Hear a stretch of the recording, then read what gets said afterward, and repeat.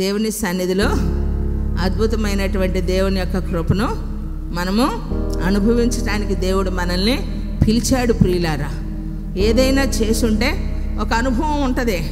వారు వెళ్ళి గురువు గారికి చెప్తారు. గురువు గారికి చెవిలో చెబితే దేవుడికి చెప్పినట్టు అని యేసు ప్రభువుకి. ఏమండి, వాళ్ళు వెళ్ళి అక్కడ గురువుకి, మత గురువుకి చెప్తే చేసిన పాపాలు చెప్పొస్తారు. పాపములు తీసివేయటం ఎవరికి ఉంది అధికారం? మత గురువులకు ఉందా? మాకుందండి? ఉందా? లేదు. ఎందుకని? యాజకుడే ఇకే కడతారు ఒక పెద్ద తాడు. యాజకుడు డ్రెస్ వేసిన తర్వాత ఎఫోదు ధరించుకొని దేవుని మందిరంలోనికి బలిపీఠము వద్దకు ఒకసారి వెళ్ళినప్పుడు దానికి ఒక పెద్ద తాడు ఆవరణంలో ఉంటుంది. యాజకుడు కూడా ఏదైనా పాపంతో ఉంటే ఆ అగ్నితో ఏమైపోతాడు? కాల్చబడి చచ్చిపోతే మరొకరు ఆ బలిపీఠం దగ్గరికి వెళ్ళే ఛాన్స్ లేదు కనుక ఆ తాడుతో చచ్చిన వాళ్ళని ఏం చేస్తారు? బయటికి లాగుతారు కదా. కాబట్టి మేము పౌలు గారు చెప్పినట్టుగా అనేకులకు బోధించి భ్రష్టులం కాకుండా ఉన్నట్లుగా మమ్మల్ని మేమేం చేయాలంట? ఉపవాసముల చేత, జాగారముల చేత మమ్మల్ని మేమేం చేసుకోవాలంటండి? నలగొట్టుకోవాలి. తిని మదిచి గర్వపడి ఏమండి ఒళ్ళు కొవ్వెక్కిన చేష్టలు చేయకుండా ఉండాలి అని అంటే దేవుని సన్నిధిలో ఏం చేయాలి? ఉపవాసముల చేత, జాగారముల చేత ప్రార్థన చేయాలి. మరి మత గురువులకు కాదు, మనుష్య కుమారునికి అధికారము గలదు పాపములు తీసివేయుటకు. దేవునికి మహిమ కలుగును గాక. హల్లెలూయా. ఈ క్వశ్చన్ రేజ్ చేసింది కూడా వాళ్ళే. ఏమండి, ప్రశ్నించేవాళ్ళే పరిసయ్యులు. ఏమండి, పాపమును తీసివేయుటకు ఇతడేమైనా దేవుడా అని అంటే, చూడండి, పక్షవాయువు కలిగిన వాడితో నీ పాపములు క్షమించబడి ఉన్నాయి, నీ పరిపెత్తుకొని లేచినాడు అంటే దర్జాగా నడుచుకుంటా పోయాడు. నడిచి వెళ్ళింది చూడాలా? ఏ ఫిజియోథెరపీ లేకుండా, ఏ ట్రీట్మెంట్ లేకుండా, ఏ ఆయుర్వేదం లేకుండా, ఏ సర్జరీ జరగకుండా వీడు ఎట్లా నడిచాడురా బాబు అని ఆలోచన చేసి దేవుణ్ణి మహిమపరచాల్సింది పోయి పాపములు క్షమించబడి ఉన్నవని చెప్పడం సులభం. అది డైలాగు ఇతడు లేకపోతే. కానీ అది డైలాగ్ కాదు కదా. ఆయన రియాలిటీ చూపించాడు. దేవుని యొక్క శక్తిని ఒక వ్యక్తి అనుభవించేదానికి తన నోటి మాటను దేవుడు ఏం చేశాడు? స్థిరపరిచాడు. దేవుని సన్నిధిలో అతడు బలం పొందుకొని చక్కగా నడిచాడు. ప్రియులారా, కాబట్టి దేవుని సన్నిధిలో ఉన్నటువంటి మన జీవితంలో మత గురువులకు మనం వెళ్ళి చెవులో చెప్తే మన పాపాలు పోవు. కానీ మన పాపములు బట్టబయలు అవ్వకముందే, మనం రోడ్డు పాలు అవ్వకముందే, మనల్ని అందరూ చూసి హేళన చేయకముందే మన జీవితంలో మనం చేసిన పాపములు ఏవైనా ఉన్నాయంటే మనము బ్రతికుండగానే మన పొరపాటు మనం తెలుసుకొని రహస్యమందు చూస్తున్న మన తండ్రికి మనం 4 తలుపులు గదిలోనికి వెళ్ళి తలుపులు వేసుకొని 4 గోడల మధ్య ఆయనకు మొరపెడితే రహస్యమందు చూస్తున్న నీ తండ్రి నీ పాపములు క్షమించును గాక.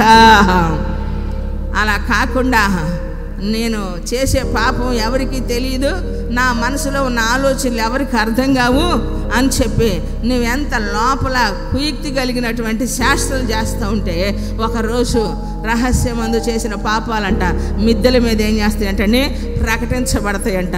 ఈరోజు ఎవడో ఒకడు చేసింది సీసీ కెమెరాలు పట్టుకొని ఏం చేస్తున్నారు ప్రియులారా? ఈరోజు వేసిందే చేస్తారు, రీల్ చూపించిందే చూపిస్తూ ఉంటారు. కారణం ఏంటో తెలుసా? ఈ జ్ఞానం దేవుడు మనిషికి ఇచ్చాడు. ఈరోజు ఇలా మనం సీసీ కెమెరాలో ఫుటేజ్లో జరిగిన సిచ్యువేషన్ అంతా మనం ఎలా చూస్తున్నామో ఒకరోజు దేవుని దగ్గర స్విచ్ ఉంది కాబట్టి ఆయన బటన్ నొక్కితే మన చరిత్ర బయోడేటా మొత్తం బయటకు వచ్చేది. అప్పుడు జనమంతా చూసి అవ్వా అవ్వా అవ్వా అవ్వా అనుకుంటారు. అప్పుడు మనం ఏం చేయాలా? చాలా దించుకోవాలా. యేసయ్య ఎదుట తలెత్తుకునే మగాడుగా బతకాలా. చప్పట్లు కొట్టి దేవుని స్తుతిద్దామా. దేవునికి మహిమ కలుగును గాక.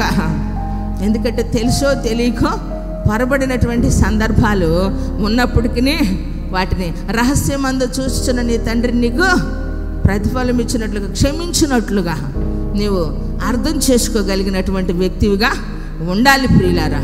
కాబట్టి మనం ఏమీ చేయలేకపోతా ఉన్నాం. ఏమండి, విశ్వాసి తన విశ్వాసమును కాపాడుకుంటే విశ్వాసి అనేక మందికి దేవుని యొక్క ప్రేమను ప్రకటించాలి.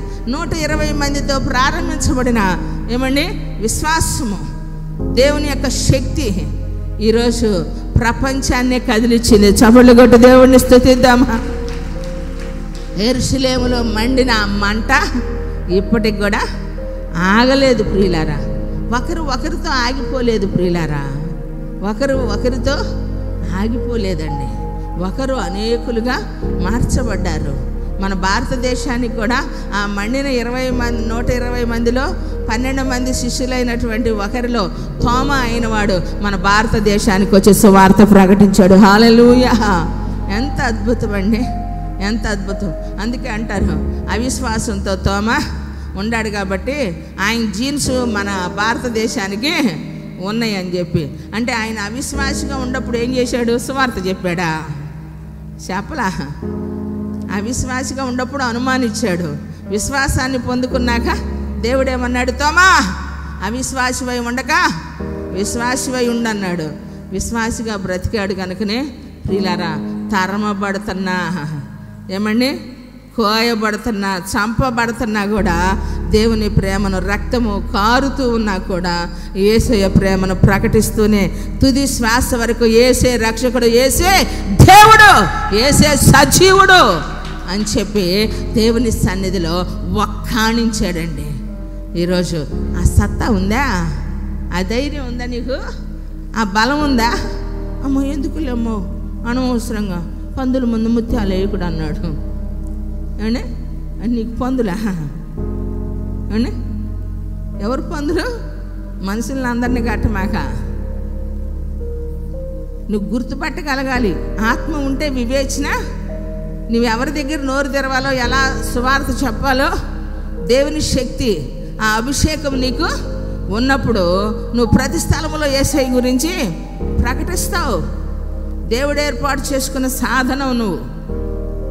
ఎందుకంటే నేను ఎప్పుడు మందిరానికి వచ్చి పోతూ ఉంటానయ్యా అని అంటావు. నువ్వు మంచిదే, ముందు విశ్వాసిగా నిన్ను స్థిరపరచుకో. అయితే ఆ విశ్వాసాన్ని అనేక మందికి పంచిపెట్టాలా. సంఘం ఆశీర్వదించబడాలి అని అంటే, సంఘం అభివృద్ధిలోనికి వెళ్ళాలి అని అంటే, సంఘము ఏమండి దేవుని యొక్క ఆత్మతో నడిపించబడాలి అని అంటే ఉన్నటువంటి వారు ఆ ఆత్మ కలిగిన వారిగా దేవుని సన్నిధిలో ప్రార్థన చేయాలి. యెరూషలేములో ఉన్నటువంటి వారు ఏం చేశారు?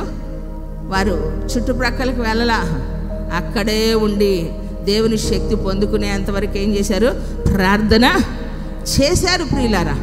అందుకనే దేవుడు ఎక్కడికి వెళ్ళే సమయం లేదు కనుకనే కరోనాలో స్టార్ట్ చేసాం మనం 50 days ఫాస్టింగ్ ప్రేయర్స్ కదా. ఆ రోజు నుంచి ఈ రోజుకే మనకి ఎన్నో కాల్స్ ఉన్నా, ఎన్నో మీటింగ్స్ లాంటివి మనకి ఏమండి ఇన్విటేషన్లు ఉన్నా, యేసుతో కలిసి సంఘముతో సేవ చేయాలి, ప్రార్థన చేయించాలి అనే ఉద్దేశంతో 50 దినాలు ఆపకుండా ఈ రోజుకు మనం నడిపిస్తూనే ఉన్నాం. దేవునికి మహిమ కలుగునుగాక. దేవుని శక్తి చేత నడిపించబడాలి, ఆయన అభిషేకాన్ని పొందుకోవాలి, ఆయన ఆత్మ చేత నడిపించబడాలి.